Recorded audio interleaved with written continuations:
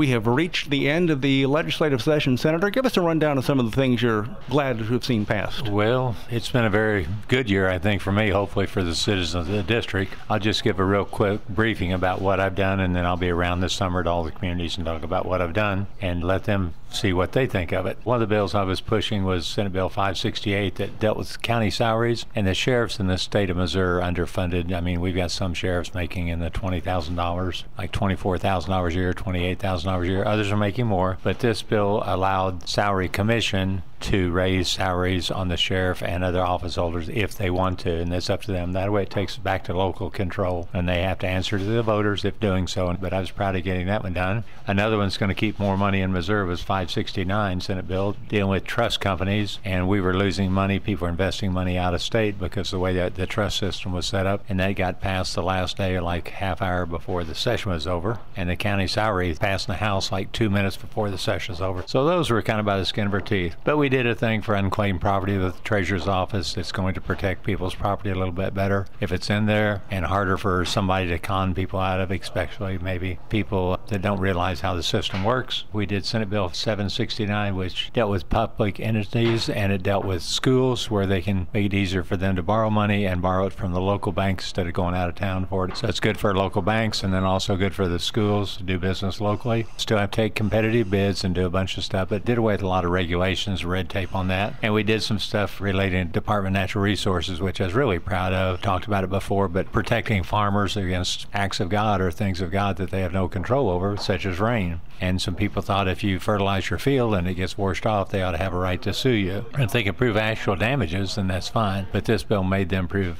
actual damages. So that was really a big deal for me, protecting our farmer community. I had some other minor things like that. Passed something that I really did like, that was protection of children, the foster care kids, and it's going to give them a process to where the foster parents have background checks around it. Usually they just do them every 2 years. They're done every day. If something pops up, then it automatically kicks out a highway patrol computer showing that something's happened. Department of Social Service be aware and check into that. Did something for the state nursing board that made it a lot easier to function. Did another thing for the state nursing board intervention, and there's a problem. One, we have a nursing shortage, and two, there is some drug use with nurses, probably more in the big cities, not in the rural areas so much, but this gives them a chance where they can still stay a nurse and work through their issues and yet be watched over really, really close. Did a deal on making it easier for insurance renewals. Before it was a crazy law, but you had to be terminated before you could reduce coverage on your vehicles, so it showed a cancellation on your records. This did away with that, so it made it good for that.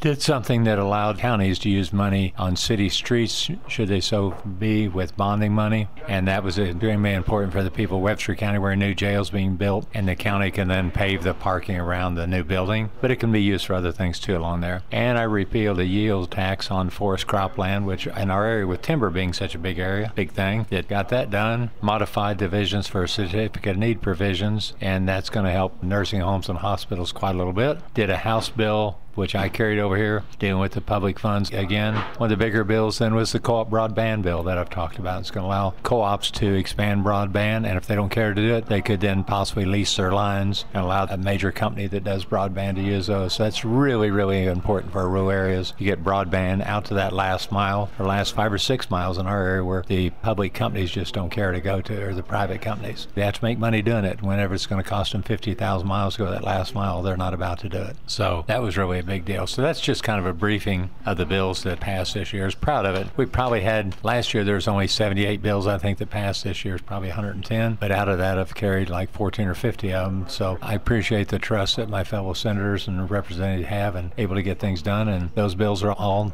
now on the way to the governor's desk to see if he likes them, and we'll continue to push them with him.